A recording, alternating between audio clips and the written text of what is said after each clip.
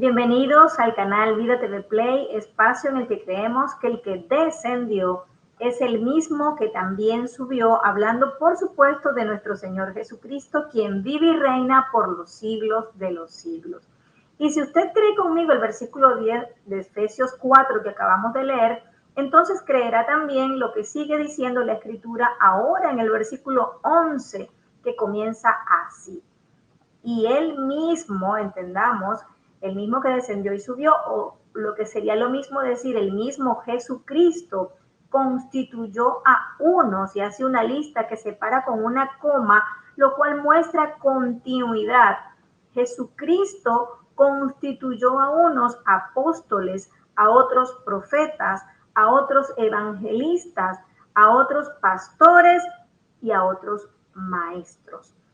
Y el versículo 12 dice que Jesucristo lo hizo fue para perfeccionar, para la edificación del cuerpo de Cristo.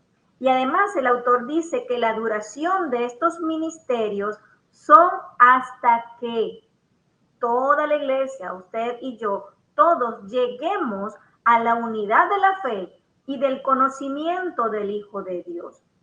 Cuando veo a los que niegan la vigencia del ministerio quíntuple, recuerdo las palabras del apóstol Pablo, quien dice que están vigentes hasta que seamos perfectos con la estatura de la plenitud de Cristo. Así que cuando los escucho o los leo, me digo, he aquí, estoy en presencia de alguien que ya es perfecto y ya tiene la estatura de la plenitud de Cristo. Pero como ese no es mi caso, en este subprograma creemos en la vigencia del ministerio quíntuple y además creemos que es el tiempo en el que el Espíritu Santo levanta la voz profética de ustedes, mis amados jóvenes, tal como escrito está. Y sin más, sean todos bienvenidos al programa Revelación Juvenil. Leamos en Mateo 28, 18, en el nombre del Padre y del Hijo y del Espíritu Santo.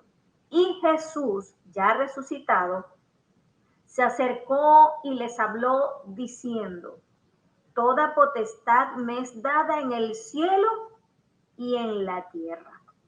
El 3 de enero dimos inicio al estudio de un libro que desde su capítulo 1 nos dio un paseo por la ley y las creencias judaizantes, demostrando el autor pruebas irrefutables, que cada prueba hablaba de la obra eterna de nuestro Señor Jesucristo como Salvador y como el único sumo sacerdote y como único mediador entre Dios y los hombres, Rey de Salem para siempre. La semana pasada estudiamos el capítulo 13, finalizando así nuestro estudio del libro de Hebreos. Fueron aproximadamente 10 videos que han quedado grabados para ustedes en este canal. Las próximas enseñanzas serán, después del de hoy, serán estudios completos del libro de Hechos, así como hicimos con el libro de Hebreos. Hoy hablemos de los acontecimientos que siguieron luego de la resurrección de nuestro Señor Jesucristo, porque aquí comienzan los debates de creer o no creer, justo cuando acabamos de celebrar la conmemoración de su resurrección. Así que oremos para dar inicio. Amado Dios y Padre Celestial, como cada semana, Señor, este es tu tiempo, este es tu lugar, esta es una dedicación, Señor, a la enseñanza de tu palabra y a la revelación a través del Espíritu Santo de todo lo que tú tienes guardado para cada uno de nosotros. Acabamos de celebrar, Señor, la Pascua. La Pascua, Padre Santo, que para los judíos fue la salvación, la liberación de la esclavitud, Señor, de Egipto. Aquella liberación y aquella salvación, Señor, de sus primogénitos.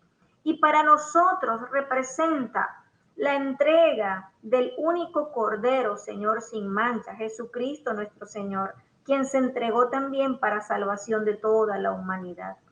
Ahora, Padre, hemos conmemorado que se ha cumplido, Señor, lo dicho por los profetas, que al tercer día Él resucitaría. Y por eso hoy proclamamos que nuestro Redentor vive y reina por los siglos de los siglos. Hoy queremos, Señor, hablar. ¿Qué ocurrió posterior, Señor, a tu resurrección? Esos días que estuviste con los discípulos, Señor. Toda esa encomienda que ellos recibieron. Danos, oh Dios, corazones que estén, oh Padre, atentos a lo que el Espíritu Santo nos entrega hoy. Haznos sensibles a tu voz y Espíritu Santo toma control de esta enseñanza en el nombre poderoso de Jesús. Yo te doy gracias. Amigos, espero que hayan tenido unas muy felices Pascuas. Me quedé pensando en las palabras de nuestro pastor en el sermón de este domingo, en la ocasión de la conmemoración de la resurrección de nuestro Señor Jesucristo, y a eso se debe esta enseñanza. El pastor planteó preguntas como ¿qué fue lo que ocurrió o qué cambió en la vida o en las convicciones de aquellos discípulos que no solo le negaron, sino que todos, cuando fue arrestado, lo habían dejado solo? Recuerden que el maestro llegó a la cruz y sus discípulos no estaban con él, excepto el discípulo amado y algunas mujeres que lo acompañaron. Pero después, y hoy es una evidencia de eso, ellos salieron a predicar con denuedo. ¿Qué cambió en esas vidas, en esos hombres, en esas convicciones? ¿Qué causó la convicción después de la cruz? Y es que luego ellos salieron con tanta valentía a convencer a otros judíos para que creyeran en Jesús como el Mesías. Y eso es después de la cruz, nuevamente. Obviamente muchos fueron los testigos de que Jesús estaba vivo, porque se les apareció, habló con ellos, comió con ellos. Pero veamos qué pasó luego que ya todos le habían visto. Y ya no había en ellos duda alguna de que Jesús es el Cristo, el Hijo de Dios, como dice el apóstol Juan en el capítulo 20, versículo 31. Y hoy, bueno, vamos a hacer como una revisión, porque recordemos que todo lo que fue el nacimiento, ministerio, muerte y resurrección de Jesucristo están en los 4 evangelios, principalmente el cumplimiento, ¿no? Así que revisando y comparando los 4 evangelios a partir de la resurrección, lo primero que noto es que el último relato que se encuentra en el evangelio de Juan es acerca del momento en la que el maestro conversa con Pedro acerca de cómo sería la muerte de Pedro. Y en ese momento el apóstol Pedro le pregunta al maestro cuál será el final del discípulo amado, señalando a Juan.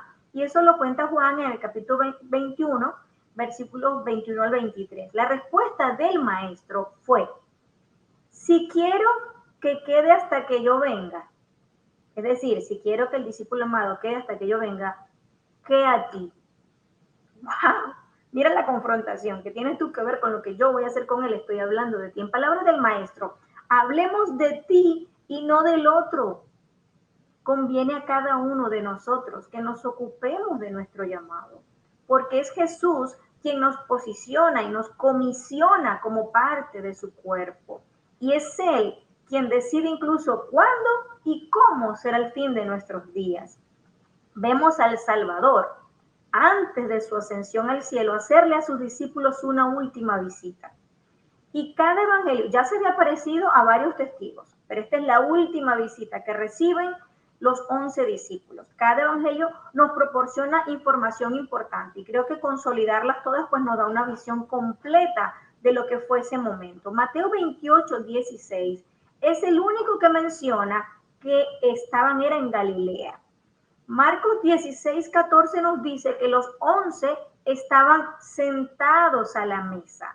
Y Lucas 29, 36 nos deja conocer más o menos cómo era su conversación. Resulta que habían llegado 2 discípulos de Jesús, a quienes Jesús se les apareció mientras ellos iban camino a Emaús. Eso lo estamos leyendo y dice Lucas 24, 13 que Emaús se encuentra a unos 60 estadios de Jerusalén. En Lucas 24, 18 nos dice que el nombre de uno de los que iban hacia Emaús era Cleofas, otro de los discípulos de Jesús cuya esposa estuvo junto a la cruz de Jesús, y eso lo podemos leer en Juan 19, 25, porque cuando hablan de que iban camino a Saúl, solo dice iban 2, ¿ok? Y mencionan que uno era Cleofas. Por lo que podemos deducir que cuando Lucas 24, 13 dice que 2 iban a Emaús, Tal vez se trata de Cleofas y su esposa María, porque a ella sí se le menciona en la cruz, entre las mujeres que acompañaron a Cristo en la cruz. Dice María, la esposa de Cleofas. Esto fue lo que ocurrió antes de reunirse con los 11 discípulos. El Señor acompañó a Cleofas en su camino a Emaús y atentamente les escuchó el relato de lo acontecido con Jesús y su muerte.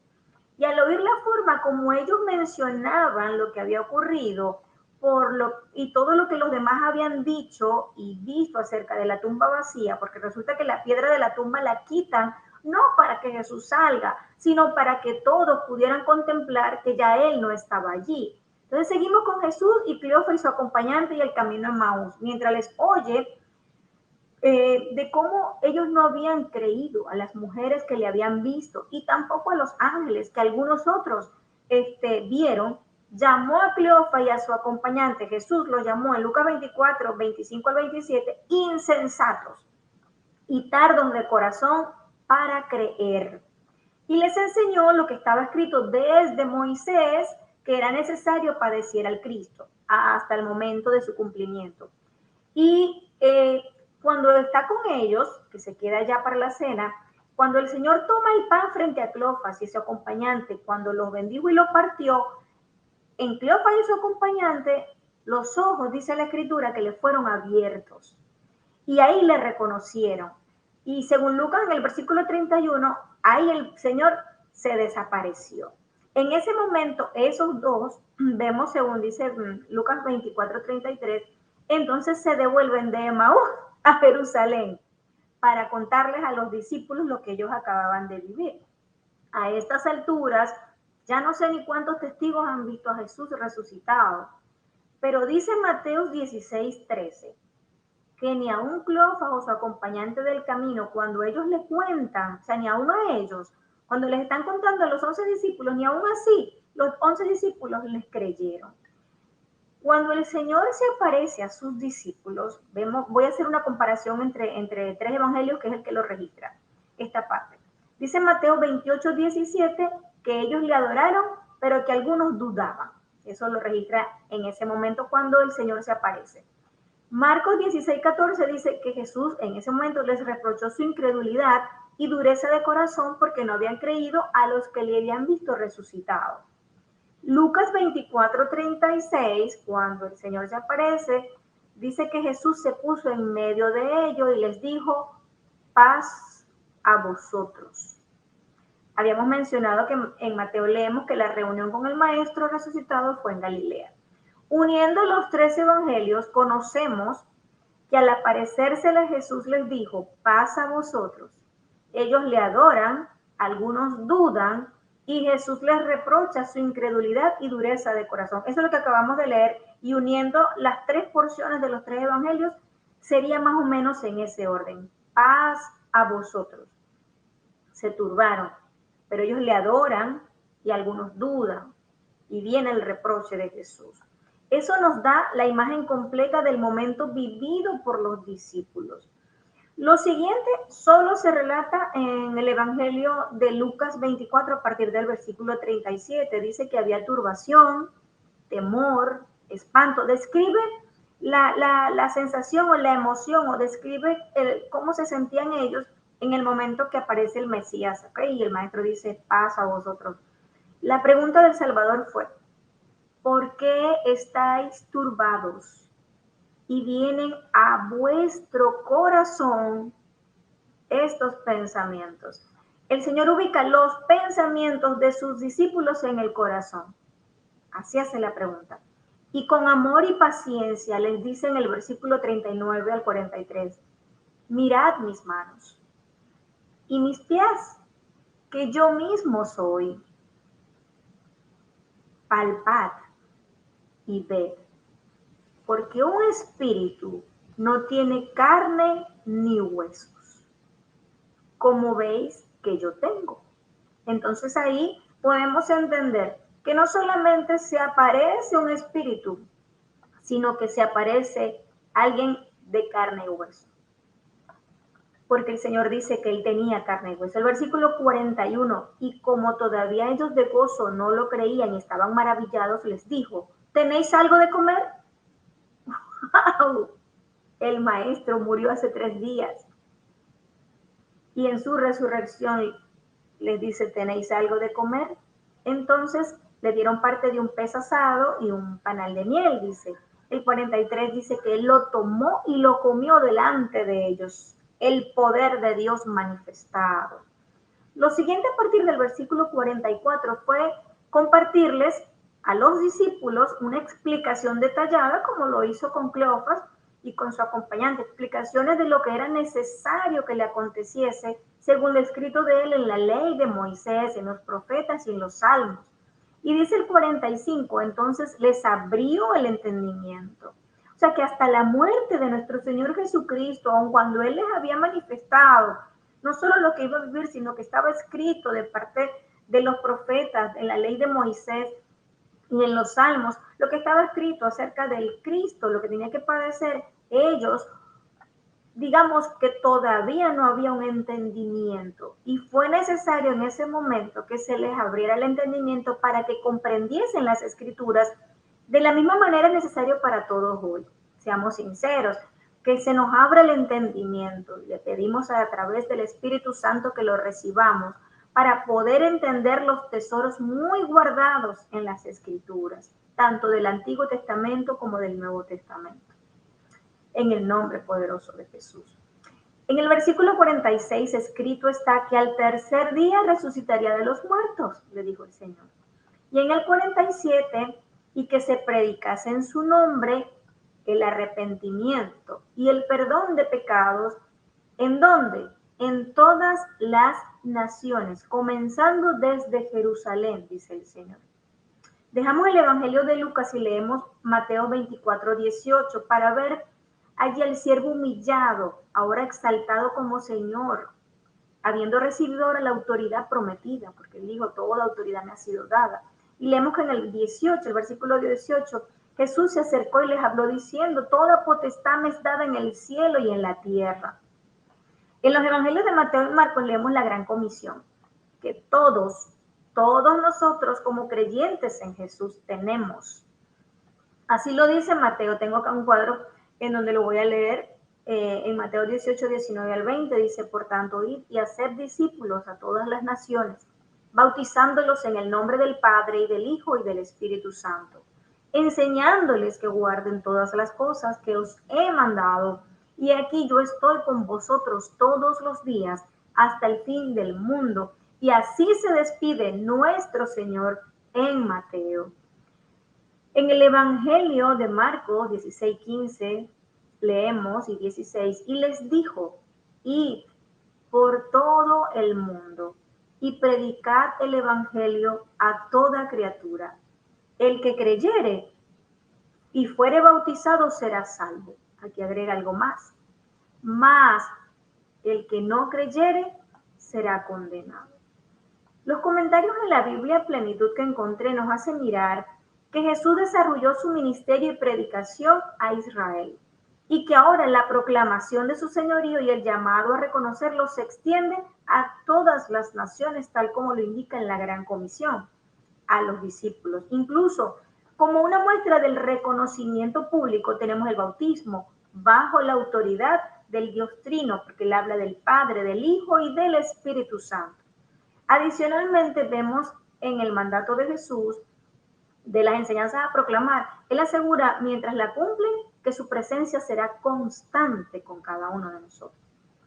Ahora tenemos continuidad del relato en los evangelios de Marcos y Lucas. Allá cerramos Mateo y ya Juan también ya no hace ningún otro comentario. Pero previo a la ascensión del Señor, dice Marcos justamente, y estas señales seguirán a los que creen. En mi nombre echarán fuera demonios, hablarán nuevas lenguas, tomarán en las manos serpientes, y si bebieron cosa mortífera, no les hará daño. Sobre los enfermos podrán sus manos y sanarán. Ya él estaba hablando allá, hagan discípulos, bautícenlos, y ahora están diciendo las señales que deben seguir a los que creen. Eso es en Marcos 16, 17 y 18. En Lucas 24, 48 y 49 dice, y vosotros sois testigos de estas cosas. He aquí, yo enviaré la promesa de mi Padre sobre vosotros, pero quedaos vosotros en la ciudad de Jerusalén hasta que seáis investidos de poder desde lo alto. Marcos relata que hablar nuevas lenguas, echar fuera demonios, y que ni la serpiente ni cosa mortífera nos hará daño, sanar a los enfermos, todos son señales que confirman el misterio de todos los representantes o embajadores de Cristo en cada nueva generación de creyentes. Porque dice que todo eso seguirá al que cree. Y Lucas 28:48, según lo que acabamos de leer, deja claro la fuerza de sus testimonios como testigos directos de lo ocurrido y que eso los comisiona para salir con la compasión de Cristo a evangelizar. Eso sí, les dice que necesitan para llevarla a cabo recibir primero la promesa del Padre, que es la ayuda del poder del Espíritu Santo. Nadie puede salir a hacer la obra redentora de Cristo sin haber sido bautizado y sin que la promesa del Padre pues esté sobre él, que es el poder, el respaldo del Espíritu Santo. Así describen los evangelios de Marcos y Lucas ya la ascensión del Salvador al mundo. Leemos en Marcos 16, 19 y 20. Y el Señor, después que les habló, fue recibido arriba en el cielo y se sentó a la diestra de Dios. Y ellos saliendo, predicaron en todas partes, ayudándoles el Señor y confirmando la palabra con las señales que la seguían. Si lo leemos en Lucas 24:50, dice, y los sacó fuera hasta Betania, y alzando sus manos, los bendijo. Y aconteció que bendiciéndolos, ya se separó de ellos, y fue llevado arriba al cielo. Y ellos, después de haberle adorado, volvieron a Jerusalén con gran gozo. Esto cambió la vida de esos hombres. Ya no era solo sus enseñanzas, ya no era solo un hombre de testimonio, ya no era solo un hombre que derramó su sangre en la cruz, un hombre justo. Ahora era un hombre resucitado, el Hijo de Dios. Ya ahora Jesucristo, ahora está siendo elevado y está sentado a la diestra del trono de Dios. Y con gran gozo, dice el versículo 53, y estaban siempre los discípulos en el templo, alabando y bendiciendo a Dios. Aleluya, aleluya. La próxima semana conoceremos la promesa del Padre y daremos inicio al estudio del libro de Hechos, porque allí entonces es donde vamos a conocer también de Pentecostés y el inicio de lo que fue la iglesia primitiva. Muchísimas gracias por acompañarnos hoy. Vamos a orar para finalizar.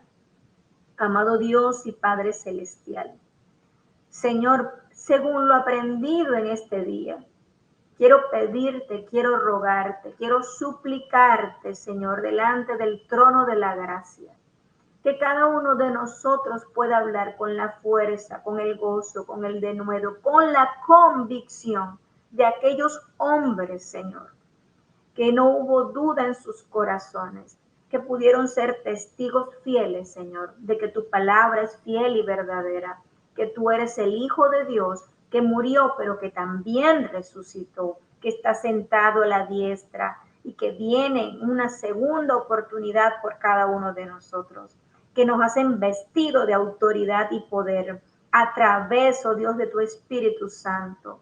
Gracias te doy, Señor. Gracias, Padre, porque tu palabra nos enseña el camino a transitar.